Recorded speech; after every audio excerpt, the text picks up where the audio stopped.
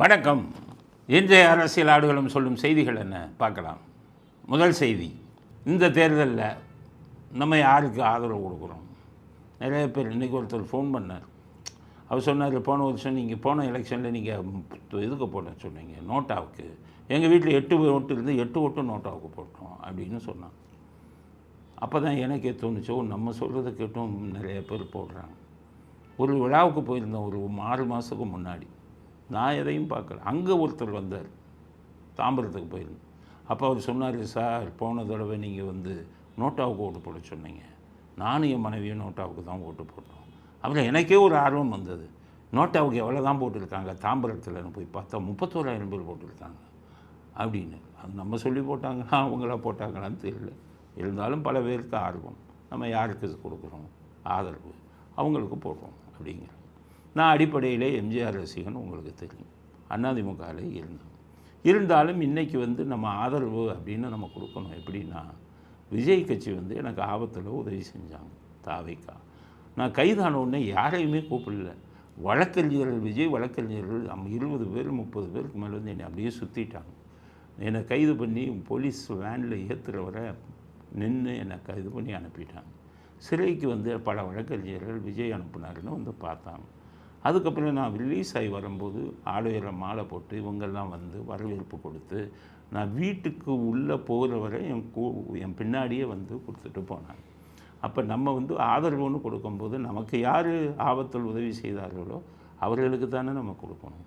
அப்படி பார்த்திங்கன்னா அதிமுகலேருந்து யாரும் எங்களுக்கு ஆதரவு கொடுங்கன்னு கேட்கல, பிஜேபியில் இருந்து யாரும் எங்களுக்கு ஆதரவு கொடுங்கன்னு கேட்கல. அப்படி இருக்கும்போது நமக்கு உதவி செய்தவர் விஜய் தான். அப்படிங்கிறதுனால இந்த தேர்தலில் நம்ம ஃபாலோயர்ஸ், என்னை பின்பற்றுபவர்கள் 10 லட்சம் பேருக்கு மேலே இருக்காங்க. அவங்க என்ன நான் சொல்கிறத கேட்குறதா இருந்தால், அதன் அடிப்படையில் ஓட்டு போடணும்னு இருந்தால், எங்களுடைய ஆதரவு இந்த தேர்தலில் தாவேக்காவிற்குத்தான். தாவேக்காவிற்கு நமக்கு ஆதரவாளர்கள் அத்தனை பேரும் வாக்களியுங்கள்.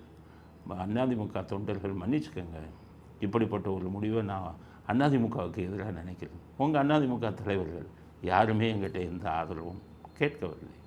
அதனால் இந்த தேர்தலில் நமது நேதாஜி மக்கள் கட்சியின் சார்பாக நாம் ஆதரவை டிவிகேக்கு கொடுக்குறோம் அப்படிங்கிறது முதல் கருத்து. அதுக்கப்புறம் இன்னும் ஒருத்தர் நம்மகிட்ட ஆதரவு கேட்டார். அப்போ அவர் யாருன்னு கேட்கும்போது அவர் சொன்னார், நான் பிஜேபியில் தான் நிற்கிறேன், என் பேர் திருமாறன், ஆனால் நான் பிஜேபியில் தான் நிற்கிறேன். ஏன்னா என்னுடைய பேச்செல்லாம் பாருங்கள், நான் நேதாஜியின் தீவிர பக்தன், நேதாஜியின் பிரச்சனைகளெல்லாம் நான் நிறையா பேசியிருக்கேன், நேதாஜியின் ஆதரவாளர். அதனால் நீங்கள் எனக்கு மட்டுமாவது பிஜேபிக்கு சப்போர்ட் பண்ணலனாலும், நான் நேதாஜியின் தீவிர பக்தருங்கிறதுக்காக நீங்கள் எனக்கு மட்டுமாவது என் தொகுதி திருப்பத்தூர், எந்த திருப்பத்தூர்னால் சிவகங்கைக்கு பக்கத்தில் இருக்கக்கூடிய திருப்பத்தூர், அதில் இந்த பெரிய மந்திரியை எதிர்த்து நிற்கிறார், பெரிய கற்பனம்னு நம்ம நினைக்கிறோம், அந்த மந்திரியை எதிர்த்து நிற்கிறார். அதனால் எனக்கு மட்டுமாவது நேதாஜியின் சீடர் அப்படிங்கிறத வச்சு ஆதரவு கொடுங்கள்னு கேட்டார். அதனால் அப்புறம் அவர் பேசின வீடியோவெல்லாம் பார்த்தோம். அவர் நேதாஜியின் ஆதரவு நிறையா பேசியிருக்கார். அதனால் அவர் நம்மகிட்ட கேட்டுக்கொண்டதற்காக திருப்பத்தூர் தொகுதியில் நிற்கும் திருமாரஞ்சி அவர்களுக்கு, அவர் இதில் நிற்கிறார், லோட்டஸ் தாமரை சின்னத்தில், அந்த ஒரு தொகுதிக்கு மட்டும் பிஜேபியின் சார்பில் இருக்கும் திருமாவரமாரஞ்சி அவர்களுக்கு நம்முடைய ஆதரவாளர்கள்னால் ஓட்டு போடணும்.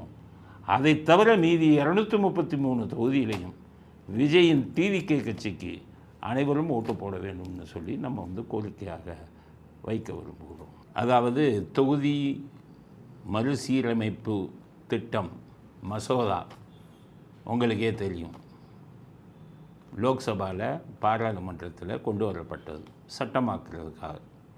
அது மட்டும் கொண்டு வரல, பெண்களுக்கு 33% இடஒதுக்கீடு, அந்த மசோதா எல்லாம் சேர்த்து கொண்டு வந்தாங்க. கொண்டு வந்தோடனே ஸ்டாலின் கருப்பு சட்டை போட்டார், இதை தோக்கடிக்கணும் அப்படின்னு போட்டார். போட்ட உடனே எதிர்கட்சிகள் எல்லாம் மோடியே எதிர்க்கணும், அவங்களுக்கு நாட்டை பற்றி கவலை இல்லை, மோடி பிடிக்காது. இப்போ மம்தா பானர்ஜினா இதை பற்றி கவலைப்படல, மோடியை எதிர்க்கணும். எங்கள் வெஸ்ட் பெங்காலில், மேற்கு வங்காளத்தில் அவர் ஜெயிக்க பார்க்குறாரு, அந்த கோபம். நம்ம சிவசேனாவுக்கு அவங்களுக்கு தனிப்பட்ட பிரச்சனை, அது கோபம். காங்கிரஸுக்கு ஒரு 100 MP இருக்குது, அவங்களுக்கு கோபம். இது மாதிரி எல்லாருக்கும் கோபம், ஒவ்வொரு கோபம். அந்த கோபத்தில் மசோதாவை எதிர்த்தாங்க. நம்ம என்ன சொன்னோம், மசோதாவை எதுக்க வேண்டிய அவசியம் இல்லைப்பா, 70 வருஷமாக பழைய சீட்டே இருக்குது, இப்போ 70 வருஷத்தில் ஜனத்தொகை எவ்வளோ கூடி போச்சு. எனக்கு பாரதியார் அவர் சுதந்திரத்துக்கு முன்னாடி என்ன பாடினார்னா 30 கோடி முகத்துடைய ஆடினார். அப்போ 30 கோடி பாரதியார் சாகும்போது, பாரதியார் சுதந்திரத்துக்கு 10 வருஷத்துக்கு முன்னாடியே செத்துட்டாருன்னு வைங்க. அப்போ 1937 அதுங்களில் அப்போ சென்சஸ் எல்லாம் எடுக்கலை. அப்போ இந்தியாவின் ஜனத்தொகை 30 கோடி, இன்றைக்கி 130 கோடி. 30 கோடியிலேருந்து அதே இதை தொகுதியை வச்சுருக்கணுமா? கூட்டணும்ப்பா, ஜனத்தொகை கூடிடுச்சுன்னாங்க அவங்க. இந்த திருட்டு கூட்டம் அந்த 7 பொண்ணு மோடி எங்களுக்கு பிடிக்காது, காவி சொல்கிறார். அதனால் இதை தோக்கடிக்கணும்னு எதிர்கட்சிகள் இவங்கெல்லாம் பண்ணாங்க. அதோட இந்த கூட்டத்துக்கு என்ன புரியலன்னா, அவங்க அதை மட்டும் கொண்டு வரல, தொகுதி மறுசீரமைப்பை மட்டும், பெண்களுக்கு 33% இடஒதுக்கீடு எல்லாத்தையும் சேர்த்து கொண்டு வந்தாங்க. ஆனால் அரசியல் சட்டத்தை திருத்தணும்னு வைங்க, 3/2 பங்கு மெஜாரிட்டி இருக்கணும். ஆனால் பாஜகவுக்கு மெஜாரிட்டியே கம்மியாக இருக்கும். இப்போ அவங்க ஆட்சியில் இருக்கிறது சந்திரபாபு நாயுடு, நிதிஷ்குமார், பீகாரை சேர்ந்த நிதிஷ்குமார், இவங்க சப்போர்ட்டில் தான் அவங்க இருக்காங்க. அப்படி இருந்து 3/2 பங்கு இந்த கிடைக்கும் அப்படின்னு எந்த நம்பிக்கையில் இந்த மசோதாவை கொண்டு வந்தாங்கன்னு நினைக்கலாம். அவங்க என்ன நினச்சாங்க, இவங்களுக்கெல்லாம் நாட்டுப்பற்று இருக்கும், அந்த தொகுதி சீரமைப்பு வச்சா ஒவ்வொரு மாநிலத்துக்கும் தொகுதி அதிகம் கிடைக்கும், மகளிருக்காக இடஒதுக்கீடு எல்லோரும் ஒத்துக்குவாங்க, அது பெண்களுக்கான ஒரு முன்னேற்றத்துக்காக பண்ணுறது அப்படிங்கிற நம்பிக்கையில் கொண்டு வந்தாங்க. ஸ்டாலின் கருப்பு சட்டை போட்டார், விடமாட்டேன்னார். இவருக்கு இருக்கிறது 23 எம்பி, இவர் என்னமோ ஒரு 150 எம்பி வச்சுருக்கிற மாதிரி 23 எம்பி விடமாட்டேன்னார். ஓட்டுக்கு விட்டாங்க. எதிர்கட்சி பூரா ஓட்டு போட்டு அதை தோக்கடிச்சிட்டான். அப்போ என்னென்னு கேட்டிங்கன்னா, மொத்தம் 326 ஓட்டு வேணும். ஆனால் மசோதாவுக்கு ஆதரவாக 274, 275 தான் வந்திருக்கு. ஸோ 3/2 பங்கு மெஜாரிட்டி இல்லை. இதை நம்ம தோல்வியெல்லாம், மோடியோட தோல்வி இதெல்லாம் பார்க்கக்கூடாது. ஸோ தோல்வி ஆன உடனே ஸ்டாலின் வெடிக்கிறார். தீபாவளி தான் அவருக்கு பிடிக்காது, தீபாவளி வாழ்த்து சொல்ல மாட்டார், அதனால் தீபாவளிக்கு அவர் வெடிக்கிறது இல்லை. ஆனால் இந்த இது தமிழ்நாட்டுக்கு 20 எம்பி தொகுதி கூட கிடைச்சதை கெடுத்துட்டாராம். அதை விழாவாக கொண்டாடுறாரு. பாருங்கள் எப்படி வெடிக்கிறாரு.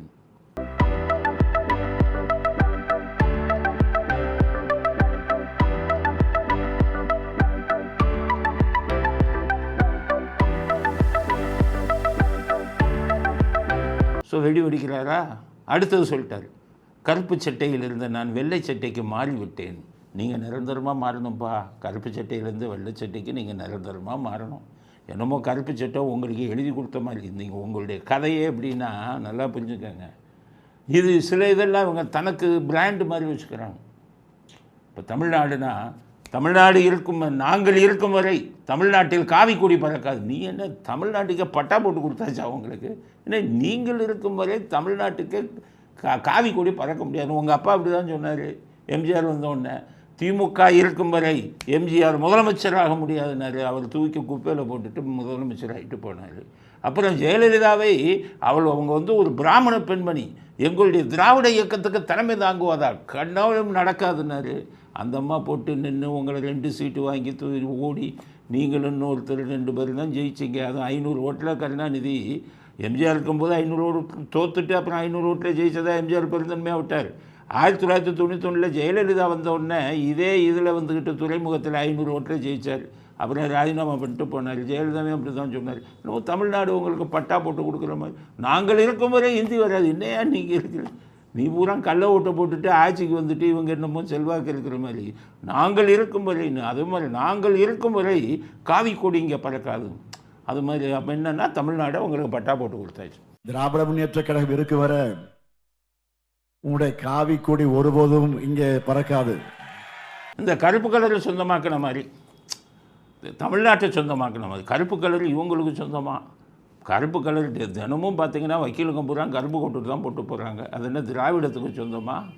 என்னமோ அந்த காலத்தில் போட்டிங்க கருப்பு. இஸ்லாமிய பெண்கள்லாம் பரதா கருப்பு கலரில் தான் போடுவாங்க. இவர் கருப்பு சட்டை போட்டாராம், அது அவங்க கலராம், இது பண்ணிட்டாராம், ஜெயிச்சிட்டாராம். இதை மசோதாவை தோற்கடித்து விட்டாராம். வெடிச்சுட்டு கருப்பு சட்டையிலேருந்து மாறிவிட்டேன் அப்படின்னா கருப்பு சட்டை உங்களுக்கு சொந்தம் அப்படிங்கிற மாதிரி பண்ணாரா. அதே மாதிரி இந்த சூரியன், அந்த உதய சூரியன் கட்டப்படுற பாடு, சூரியன் வந்து இவங்களுக்கு ஃபேமிலி ப்ராப்பர்ட்டி, இவங்க குடும்ப சின்னமாக அது மாதிரி கூத்தடிச்சு அந்த அவங்க டிவிக்கு சன் டிவின்னு ஒரு சூரியனை வச்சுக்கிறது, கருணாநிதி டிவியில் சூரிய சின்னத்தை, அது மாதிரி எல்லாத்தையுமே உங்களுக்கு சொந்தம் மாதிரி வச்சுக்கிட்டு கூத்தடிச்சுக்கிட்டு இருக்காங்க.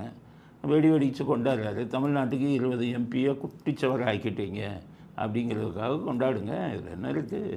உங்களுக்கு இருக்கிறது 23 தொகுப்பு என்பது. ஏன்னா இந்தியாவே திமுகவை பார்த்து ஆச்சரியத்துடன் பார்க்குதான். என்ன ஆச்சரியம்? 23 எம்பி ஓட்டு போட்டு கவுத்துட்டீங்களா? காங்கிரஸ்காரன் 100 எம்பி போட்டானே, அவனே சொல்லலையே இந்தியா எங்களை பார்த்து இது பண்ணுதுன்னு. வெறும் 23 எம்பியை வச்சுக்கிட்டு சும்மா ஊரை ஏமாற்றிக்கிட்டு இருக்கீங்களா? அடுத்தது என்ன பண்ணி விட்டாருன்னு கேட்டிங்கன்னா, மசோதா 33% மகளிர் மசோதா அதையும் குட்டிச்சவராக்கிட்டாங்க. அதையும் பாஸ் பண்ண விடலை. அதுக்கும் அந்த எதிர்க்கட்சி பூரா ஓட்டு போடல. இவர் ஸ்டாலின் வந்து உங்கள் அண்ணன்கிறாரு பெண்களை பார்த்து. இது பெண்களுக்கான அரசுங்கிறார். எதுக்கு எடுத்தாலும் 1000 ரூபா 2000 ரூபா மகளிர் உதவித்தொகை அப்படிங்கிறார். 8000 ரூபா கூப்பன்கிறார், மகளிருக்கு கூப்பன். அவங்ககிட்ட என்ன சொல்கிறாரு? என்ன வேணாலும் வாங்கிக்கோங்க. என்னமோ 8 லட்சம் கொடுத்த மாதிரி 8000 கொடுத்துருவாரான். என்ன வேணாலும் வாங்கிக்கோங்க. உங்கள் வீட்டுக்கார ஆண்கள் சொன்னால் கேட்காதீங்க. அவங்க ஏதாச்சும் சொன்னாங்கன்னா இந்த அண்ணனிடம் வாருங்கள்ங்கிறாரு. அண்ணன்ட்ட வர்றதா? அண்ணன் தானே வேட்டு வச்சுருக்காரு மகளிருக்கு. மகளிர் 33% வந்திருக்கும். பார்லிமெண்ட்டில் 250 பெண் எம்பிக்கள் வந்திருப்பாங்க. கெடுத்தவர் இவர். அதை பெருமையாக சொல்கிறார். பெண்களுக்கு வேட்டு வச்சுருக்கீங்களே, அதை சொல்லுங்கள். 33% வேட்டு வச்சுட்டீங்க. இங்கே வந்து எம்எல்ஏ இதுகள்லாம் வந்து அதில் ஒரு 33% வந்திருப்பாங்க.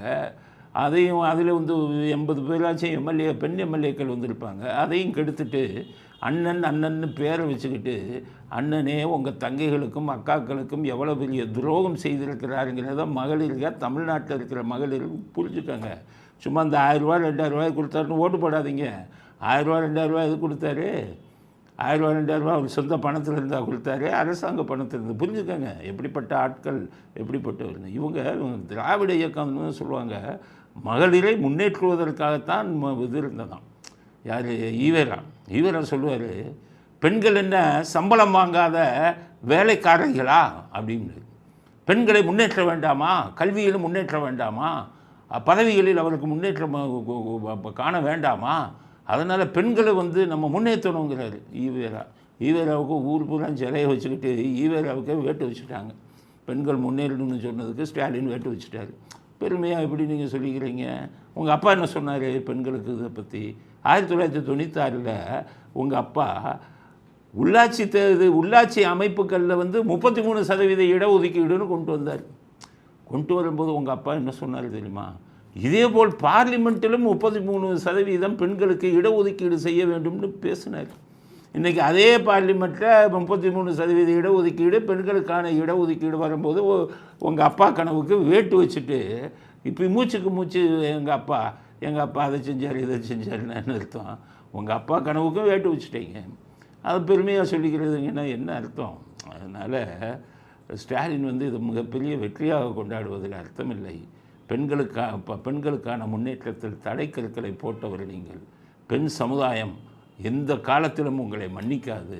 நீங்கள் அதை விடுங்க, அந்த 20% இதை விடுங்க. அந்த 20 எம்பியும் கெடுத்துட்டீங்க. நம்ம தமிழ்நாட்டுக்கு ஒரு 20 எம்பி கூட கிடச்சிருக்கோம். அதனால் எல்லாம் துரோகம் பண்ணி இருக்கிறீர்கள். துரோகம் பண்ணிவிட்டு அதை வந்து வெற்றி விழாவாக கொண்டாடுகிறார் ஸ்டாலின் அப்படிங்கிறத மக்கள் புரிஞ்சுக்கோங்க அப்படிங்கிறது முதல் கட்ட கருத்து. அடுத்தது தேர்தல் பிரச்சாரம் எப்படி போயிட்டு இருக்கு அப்படிங்கிறத பற்றி கொஞ்சம் பார்க்கணும். நம்ம பிரேமலதா என்ன பண்ணிவிட்டாங்க பாவமாக. சேம் சைடு கோலுன்னோம். எல்லா ஊடகங்கள்லேயும் இந்த சேம் சைடு கோலுங்கிறத தான் போடுறாங்க நம்ம சொன்ன வார்த்தைகளை. அது ரொம்ப அரிதாக அது தெரிஞ்ச ஒரு விஷயம். சேம் சைடு கோலுங்கிறது இன்றைக்கி எல்லா இதுலேயும் டிஎம்கே ஐடிவிங்க போடுறான். சேம் சைடு கோல் போட்டாங்க. அப்போ டிஎம்கே ஐடிவிங்க இன்னொன்று சொல்கிறான். என்ன சொல்கிறான்னா, இந்த அம்மா வந்து எடப்பாடியின் ஸ்லீப்பர் செல்லுன்னு போடுறான் பிரேமலதா. அப்போ எடப்பாடியின் ஸ்லீப்பர் செல்லுன்னா என்னென்னா எடப்பாடியோட ரகசிய ஏஜென்ட்டுன்னு போடுறான். அப்போ அவர் சொல்கிறது உண்மையாக இருந்தால் எடப்பாடி எவ்வளோ பெரிய ராஜதந்திரி பாருங்க. அவன் என்ன சொல்கிறான், டிஎம் கேட்குறேன், இந்த அம்மா எடப்பாடிகிட்ட போச்சான். போட்டு எனக்கு ஒரு எம்பி ஏற்கனவே கொடுத்தீங்க, 15 எம்எல்ஏ எனக்கு இவ்வளோ பணம் சின்னு தான் சொல்லுவோம், க்ரோர்ஸ் இத்தனை கோடின்னு கேட்டாங்க. இது நான் சொல்ல, அந்த டிஎம்கே ஐடிவிங்காரன் போடுறான், அந்த அம்மா ஸ்லீப்பர் செல்லு. உடனே எடப்பாடி என்ன சொன்னாரா, ஏம்மா நீ கேட்குற பணத்தை விட 2 மடங்கு அதிகம் கொடுக்குறேன், நீ ஏன்ட்ட சீட்டு கேட்காம நீ டிஎம்கேவோட போய் கூட்டணி சேர்ந்தா அங்கே சீட்டு கேளு, பிரச்சாரத்தப்போ காலவாரி எவ்வளோ அமௌண்ட்டுன்னு கேட்டார். உடனே அவங்க வந்து ஒரு அமௌண்ட்டு சொன்னோன்னு அவங்க பார்த்துருக்காங்க, இப்படி நான் 2 இடத்துலையும் பணம் கிடைக்குமே, இந்த ஐடியா நல்ல ஐடியாவாக இருக்க அப்படின்ட்டு எனக்கு இவ்வளோ கொடுத்துருங்க, நான் அங்கே போயிடுறேன், காலை வாரணும்ல அதுக்கு இவ்வளோ பணம் கொடுத்துருங்க, எம்பியை அங்கே வாங்கிக்கிறேன், பணத்தை உங்கள்கிட்ட வாங்கிக்கிறேன், காலை அங்கே வாடுறேன் அப்படின்னு பேசி முடிச்சுட்டாங்க. அப்போ எடப்பாடி எவ்வளோ பெரிய ராஜதந்திரி பாருங்கள். அதான் டிஎம்கே ஐடிவிங்காரன் எழுதுறான், அது ஸ்லீப்பர் செல், எடப்பாடியோட ஸ்லீப்பர் செல். நான் கூட எடப்பாடி என்னமோ நினச்சேன், பாவம் விவசாயி அவர் ஜெயலலிதா பண்ணாத விஷயத்தெல்லாம் பண்ணி அந்த அம்மாவை ஸ்லீப்பர் செல்லாக்கி போட்டு இப்போ எல்லா பேரும் திட்ட ஆரம்பிச்சிட்டான். திட்டுனது மட்டும் இல்லை, 10 சீட்டு இந்த அம்மா நிற்குதே அதை தோக்கடிக்கணும்னான்னு டிஎம்கேக்காரெல்லாம் வரிஞ்சு கட்டிட்டான். எல்லாம் வந்து திட்டுறாங்க, சபரீசன் திட்டுறாரு, ஏம்மா உனக்கு ரெக்கமெண்டேஷன் பண்ண, ஏவா வேலு உனக்கு இது பண்ணி போய் எனக்கு டோஸ் விழுந்ததுமாங்கிறார். உடனே என்ன பண்ணிட்டாங்க இந்த அம்மா, நான் அப்படி பேசவே இல்லைன்னு, நான் பேசுனதை தவறாக புரிஞ்சுக்கிட்டாங்கன்ட்டான். முன்னாடி அப்படி தான் கருணாநிதி அடிக்கடி சொல்லுவார். அப்போல்லாம் டிவி எல்லாம் கிடையாது கருணாநிதி அப்போ இருக்கும்போது, இந்த யூடியூப்பு வீடியோ மொபைல் ஃபோனு இதெல்லாம் கிடையாது. இப்போ தான் மொபைல் ஃபோனில் கொஞ்சம் நேரத்தில் எடுத்துருக்கேன், அப்போ கருணாநிதி காலத்தில் எடுக்கலை. ஏதாச்சும் ஒன்று சொல்லுவார், அதில் பிரச்சனை வந்துட்டா, நான் அப்படி சொல்லலைப்பா, பத்திரிக்கைக்காரன் திரிச்சு போட்டான், அப்போ வீடியோவில் எதுவும் போட மாட்டான். ஆனால் இப்போ வீடியோ வந்துருச்சு. இந்த அம்மா சொன்னது வந்து வீடியோவில் ரெக்கார்ட் ஆகிருக்கு. பெண்களுக்கு பாதுகாப்பு, பாலியல் பலாத்காரம் அதிகமாகிறதுக்கு போதை இது அதிகமாகிடுச்சு, இது 2 தவிர எங்கள் அண்ணா ஆட்சியில் குறை சொல்ல இல்லைன்னு சொன்னது வீடியோ இருக்குது. ஆனால் வீடியோ வச்சுக்கிட்டு இந்த அம்மா என்ன சொல்கிறாங்க, நான் சொன்னதை ஒன்றும் மாற்றி போட்டான் அப்படின்னு சப்பக்கட்டு கட்டுறாங்க. அதனால் இப்போ அது வேறு இதாக இப்போ இவர் போயிட்டார், திருப்பரங்குன்றத்துக்கு போய் சாமி கும்பிட போயிட்டார் மோடி. அந்த திருப்பரங்குன்றத்தில் தீபம் ஏற்றணுங்கிறவங்க ஏற்றணுன்னு ஒரு இளைஞர் தீக்குளித்து செத்துட்டார். அவங்க வீட்டுக்கு போய் ஆறுதல் சொல்லியிருக்கார் மோடி. அப்போ திருப்பரங்குன்றத்தில் தீபம் ஏற்றுறது இது அவங்க மோடி அக்கறை காட்டுறாரு. இந்த அம்மா மோடிக்கு சப்போர்ட்டாக திருப்பரங்குன்றத்தில் தீபம் முருகன் அருளால் ஏற்றப்படும்ட்டாங்க. மோடி அருளால் ஏற்றப்படும்னு சொன்னால் அது திட்டுவாங்கன்ட்டு முருகன் அருளால் ஏற்றப்படும். இவன் முருகனுக்கு எதிரியாச்சே, இவன் தான் சாமியை செல்பால் வச்சு கூட்டமாச்சே, முருகனால் விட்டுருவானா? அதனால் அவனுக்கு 2 இதாகிடுச்சு. முருகனை பற்றியும் பாராட்டி பேசுகிறாங்க, நம்ம பெரிய ஈவேரா கொள்கைக்கு எதிரானது. இன்னும் ஒன்று என்னென்னு கேட்டிங்கன்னா, தீபம் ஏற்றணுங்கிறாங்களேன்னு இதாகிட்டு இப்போ பேசவே கூடாது, எவனும் பிரச்சாரத்துக்கு கூடாதுன்ட்டாங்க. அதனால் இந்த அம்மா வந்து சரி மேற்கொண்டு எடப்பாடிட்ட சரி இவ்வளோ தான் காலம் வர முடியும், இவ்வளோ தான் இது பண்ண முடியும், இதுக்கு மேலே நம்மளை புரிஞ்சுக்கிட்டாங்க, உங்களுக்கு எனக்கு இருக்கிற ரகசிய அரசியல் உறவை இவங்க வந்து எல்லாம் இப்போ டிஎம்கே ஐடிவிங்க போட ஆரம்பிச்சிட்டாங்கன்னு சொல்லி அந்த அம்மா பேச்சு இனிமேல் வராது, நீ ஆதரவு கொடுத்துக்கலனாலும் பரவாயில்ல, நீ வந்துக்கிட்டு எங்களுக்கு வந்து ஓட்டு கிடைக்கிற ஓட்டை கெடுத்துடாதுன்னு சொன்னதில் அந்த அம்மா இப்போ பிரச்சாரத்துக்கே போகல. அப்போ பிரச்சாரத்துக்கு இப்போ திமுகவுக்கு யார் போகிறான்னா நம்ம ஆள் தான் உதயநிதி.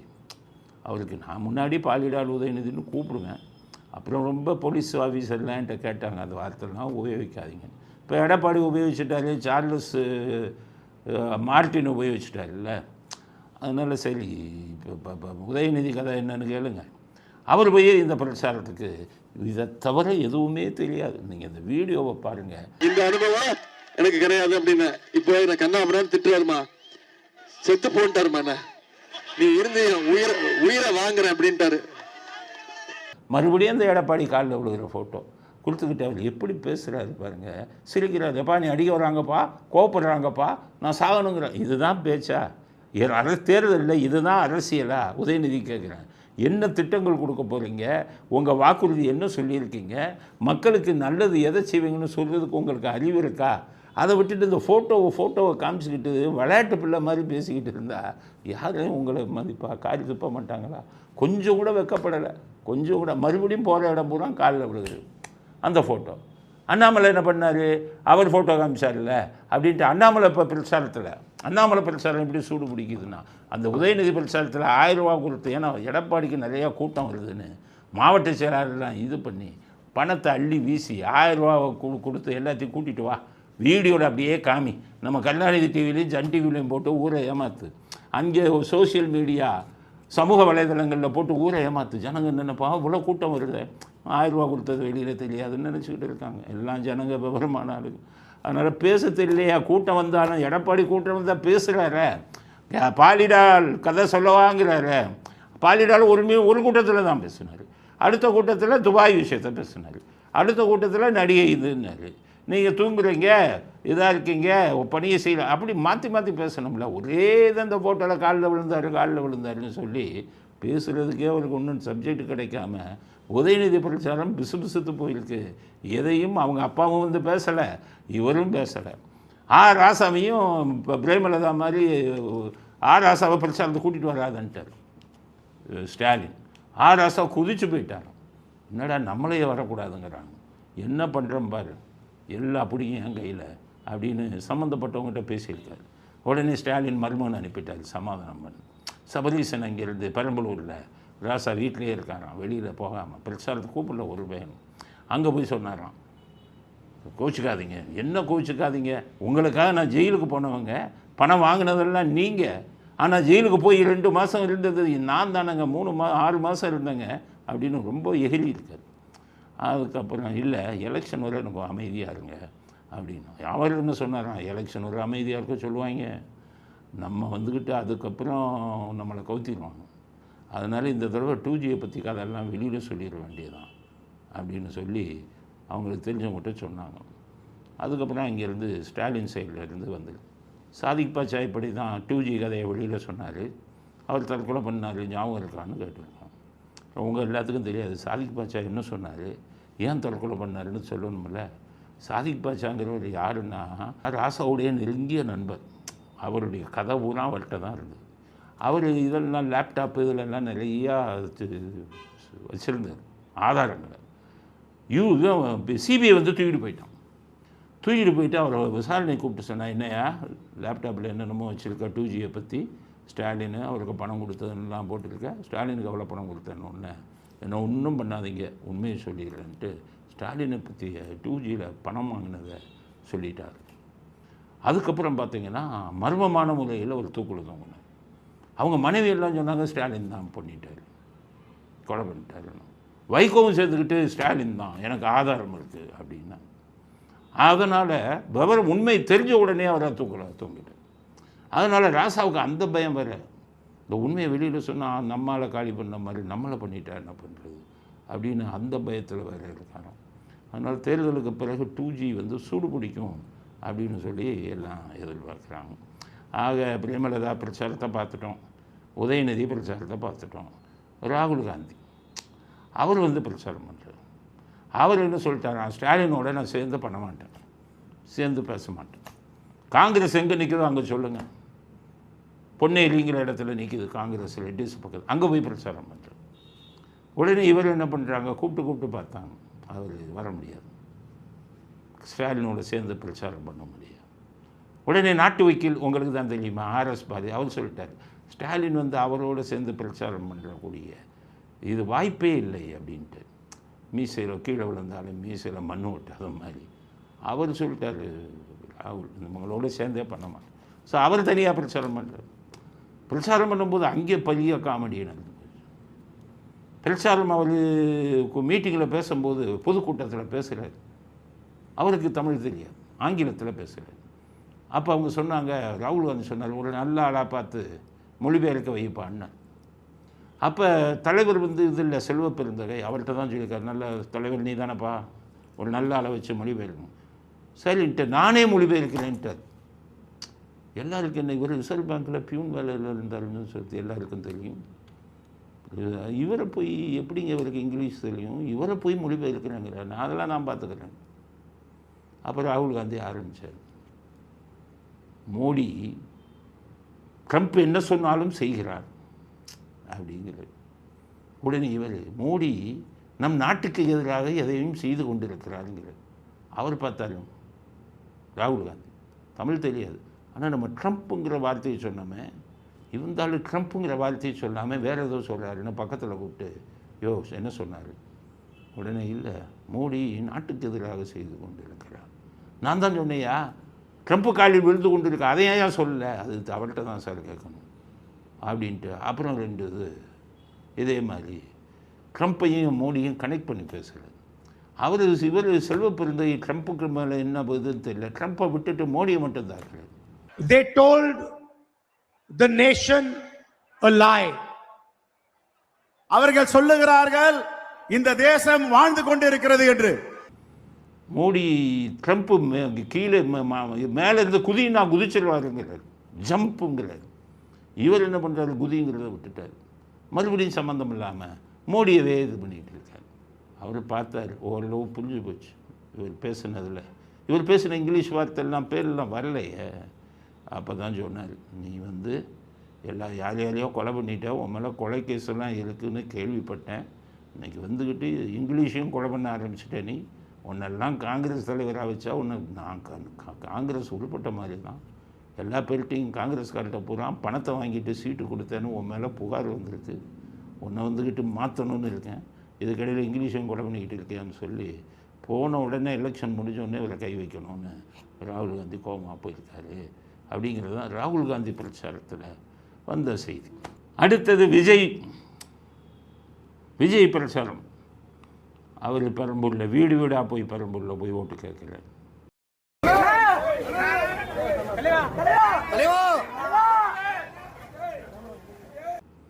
என்ன மற்ற மாவட்டங்களுக்கெல்லாம் போகலையே, மதுரைக்கு போகல, இதுக்கு போகல, ராமநாதபுரம், சிவகங்கை இவர்களுக்கெல்லாம் போகலையே, விருதுநகர், தஞ்சாவூர் முக்கியமானதுக்கு போகலையே, ஏன் அவர் வீடு வீடாக போய் கேட்குறாருன்னா, அது இவன் தான் பெர்மிஷனே கொடுக்க மாட்டேங்கிறான். பரப்புரை போடுறதுன்னா கடைசி நேரத்தில் பெர்மிஷன் கொடுக்குறான். நிறைய அதிகாரிகளை எலெக்ஷன் கமிஷன் மாற்றினாங்க, உள்ளுக்குள்ளே இன்னும் நிறைய அதிகாரி திமுகவுக்கு ஆதரவாக பண்ணிக்கிட்டு இருக்கான்னு சொல்லி டிவிக்கோட மிகப்பெரிய குற்றச்சாட்டு. அந்த அனுமதியை கொடுக்க மாட்டேங்கிறான். ஏன் கொடுக்க மாட்டேங்கிறான்? நான் ஸ்டாலின் கூப்பிட்டு பயமுறுத்துகிறான். அனுமதி கொடுக்காது. நாளைக்கு இதுன்னா இன்றைக்கி 5 மணிக்கு வர கொடுக்காது, நைட்டு 9 மணிக்கு கொடுக்கும். எல்லாம் மாற்றி 9 மணிக்கு கொடுத்து அவருக்கு போகவே முடியும். அதனால் திமுகவை கேட்டாங்க, என்னங்க பிரச்சாரம் போல, திசை திருப்பும் முன்னேற்ற கழகம் தான் இப்படி பண்ணுறான் அப்படின்னு. அது என்ன திசை திருப்பும் முன்னேற்ற கழகம்? முதல்ல தீய சக்தின்னு பேர் வச்சார், இப்போ திசை திருப்பும் முன்னேற்ற கழகம்னு வச்சுட்டேன். இவன் திசையை திருப்புறான். அது மட்டும் இல்லை, நிறைய இதெல்லாம் வரும்ல, திமுகவுடைய ஜீன் தானே அது, மிரட்டல் ஒன்று அதை பண்ணிடுவேன், இதை பண்ணி. அவங்க அப்பா அப்படி தானே பண்ணுவார். எம்ஜிஆர் படம் வந்துட்டால் அங்கே போய் குண்டு வச்சுட்டேன்னு சொல்லி ஆட்களை வச்சு ஃபோன் பண்ண சொல்லுவார். தியேட்டருக்காரனுக்கு போவான், ஐயோ குண்டு வச்சுருக்கணும்னு அவன் அரண்டு தியேட்டரே வெடிச்சிரும்ப்பா அப்படின்னு பயந்துட்டு ஒரு ஷோவை கட் பண்ணுவான். அப்போ எம்ஜிஆர் சொல்லாது, அவங்களை பற்றி எனக்கு தெரியும்ப்பா, சும்மா பந்தாவை கட்டுவாங்க. அப்புறம் அவங்க குண்டு வெடிக்காது, ஒன்றும் வெடிக்காது. அதே மாதிரி கிளப்பி கெடுதல் பண்ணுவோம். அது மாதிரி இவருக்கு போகும்போது என்னென்ன பயமுறுத்தல் வருதோ அவர் வெளியில் சொல்லலை. அதனால் பிரச்சாரத்தை பெரம்பூர்லேயே சுற்றிக்கிட்டு இருக்கார். அங்கே இப்போ பண்ண விட மாட்டான். இதில் ஸ்டாலின் சொல்கிறார், திமுகவின காவி சட்டையையும் அதற்கு அடிமையாக இருக்கும் 2 பேருக்கும் மக்கள் சரியாக பாடம் கற்பித்து விடுவார்கள். திமுகவை வெற்றி பெற விடுவார்கள், திமுகவை வெற்றி பெற வைத்து விடுவார்கள். இன்னமும் அவருக்கு நம்பிக்கை. ஏன் காவி சட்டையும் இவங்களை மட்டும்தான் மக்கள் புறக்கணித்து விடுவாருன்னு சொன்னீங்களே, விஜய் ஏன் பேச மாட்டேங்கிறீங்க? அட்ரஸ் இல்லாமல் போக போகிறீங்க. ஸ்டாலின் 3வது இடத்துக்கு போக போகிறீர்கள், உங்களுக்கு தெரியாது. அதனால் எத்தனை கோடியை கொடுத்தாலும் மக்கள் உங்களை வெளியேற்ற தயாராகி விட்டார்கள். விஜய் தைரியம் தான் சொல்லுங்களேன். விஜய் ஜெயிக்க முடியாது, விஜயும் மக்கள் புறக்கணிக்க ஆரம்பித்து விட்டார்கள்னு. அதனால் இப்போ இவருடைய பிரச்சாரத்தை இந்த அளவுக்கு தடை பண்ணி விஜய் ரொம்ப பெரம்பூரில் போய் பண்ணிகிட்டு இருக்காரு. இதுக்கு இடையில் அந்த அம்மா துர்கா ஸ்டாலின் அவங்க அப்பப்போ வந்துட்டு போவாங்க, கெஸ்ட் ரோல் மாதிரி பண்ணுறாங்க. அவங்க கௌரவ தோற்றம். அங்கே போனாங்க, எங்கேயோ ஒரே ஒரு தொகுதிக்கு சம்மந்தம் இல்லாத தொகுதி. அதுக்கடுத்தது அண்ணா நகருக்கு வந்துட்டாங்க. 234 தொகுதியில் திமுக கூட்டணி வேட்பாளர் நிற்கிறாங்க. எல்லா இடமும் சுற்றணுமே, பிரேமலதா சுற்றின மாதிரி. ஏன் இங்கே ஒன்று அங்கே ஒன்றுன்னா, அவங்களுக்கு பினாமியாக யார் இருக்காங்களோ அவங்களெல்லாம் ஜெயிக்க வைக்கணும். அதே மாதிரி தான் சபரீசன் அண்ணா நகருக்கு இதுக்கு போனார் பாருங்கள், வில்லிவாக்கம் போனார். அப்போ என்ன அர்த்தம்? வில்லிவாக்கத்தில் நிற்கிற திமுககாரங்க உங்களுக்கு பினாமின்னு. இவங்க அண்ணா நகருக்கு வந்திருக்காங்கன்னா அவங்கெல்லாம் பினாமின்னு அர்த்தம். இல்லைன்னா 214 தொகுதிக்கும் போகணும்ல. அந்த அம்மா இங்கே கொஞ்சம் அப்படியே பிரச்சாரம் பண்ணிவிட்டு, ஆக பிரச்சாரம் சூடே பிடிக்காமல் படுமோசமாக இருக்கிறது. யாருக்கும் விஜயை தவிர யாருக்கும் கூட்டம் வர மாட்டேங்குது, விஜய பிரச்சாரத்துக்கு போக விட மாட்டேங்கிறாங்க. இப்படி போயிட்டு இருக்கு. மந்தமான ஒரு சூழ்நிலையில் பிரச்சாரம் பின்தங்கி கொண்டு இருக்கிறது அப்படிங்கிறது இன்றைக்கி பிரச்சாரத்தில் அடுத்த கட்ட கருத்து. அடுத்தது கமலஹாசன் ஒருத்தர் இருந்தார், அவர் எப்படி பிரச்சாரம் பண்ணுறாரு அப்படின்னு கேட்கலாம் நீங்கள். அவர் பிரேமலதா கதை தான்.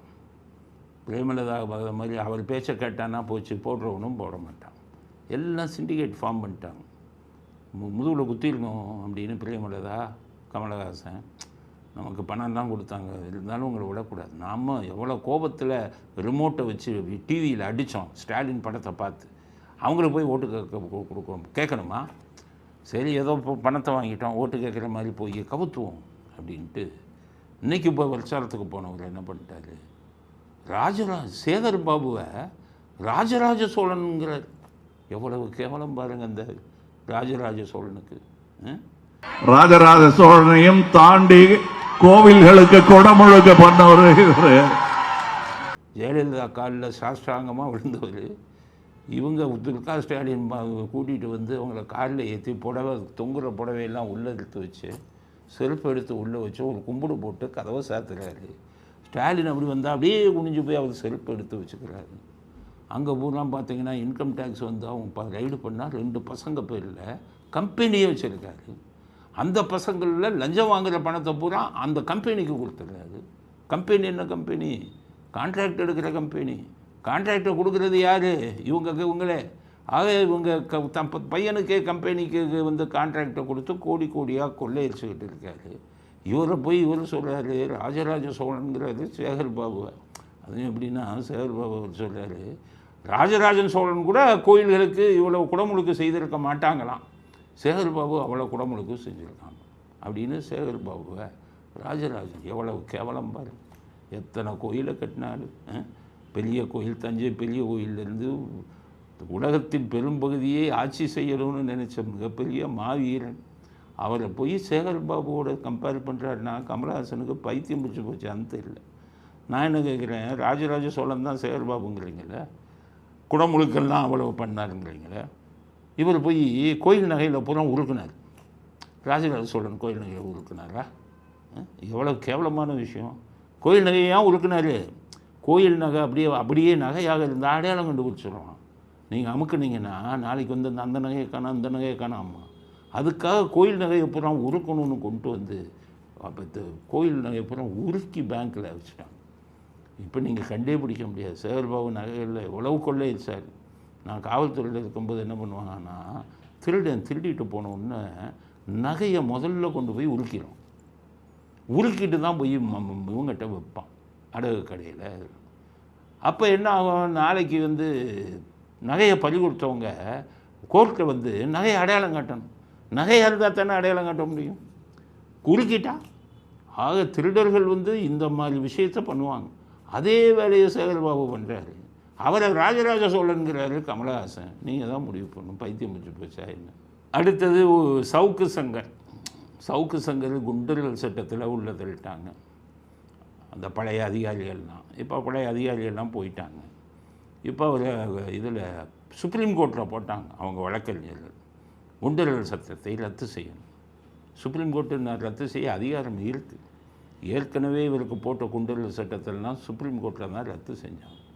ஆனால் இந்த தடவை சுப்ரீம் கோர்ட்டு ரத்து பண்ண முடியாது, நீங்கள் இப்போ உயர் நீதிமன்றத்தில் போட்டுக்காங்க அப்படின்னு சொல்லிட்டாங்க.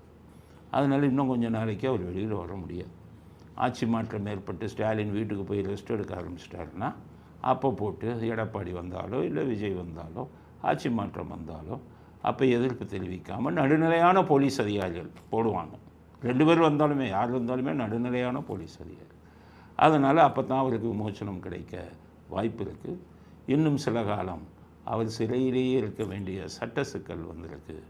ஆட்சி மாற்றம் ஏற்பட்டவுடன் தான் அவருக்கு நிவாரணம் கிடைக்க சட்டப்படி வாய்ப்பு இருக்குது அப்படிங்கிறத இறுதிக்கட்ட கருத்தாக பதிவு செய்ய விரும்புகிறோம். இத்துடன் இன்றைய அரசியல் ஆடுகளம் நிறைவு பெறுகிறது. மீண்டும் நாளை புதிய செய்திகளுடன் உங்களை சந்திக்கிறோம். நன்றி, வணக்கம், ஜெயந்த்.